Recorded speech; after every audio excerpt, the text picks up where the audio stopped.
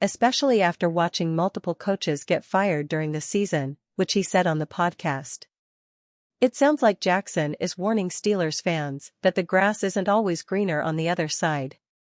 If Pittsburgh were to let Tomlin go, they might find themselves in a tough spot finding a head coach who can bring any sort of success to the organization. While Tomlin hasn't been able to get the Steelers to a Super Bowl since the 2010 season, he consistently has this team winning and making the playoffs even when it looks like they have no business doing either of those things. Not many coaches will be able to pull that off. That being said, the goal is to win Super Bowls, and if your team isn't doing that, the seat is going to get hotter for every year you don't accomplish the sport's toughest task. Jackson is right in that the Steelers might have a tough time finding someone who can win consistently, but eventually another deep run is going to have to happen, or it will be officially time to move on from Mike Tomlin once and for all. And you, fan? What do you think about Mike Tomlin's dismissal? Leave your opinion in the comments.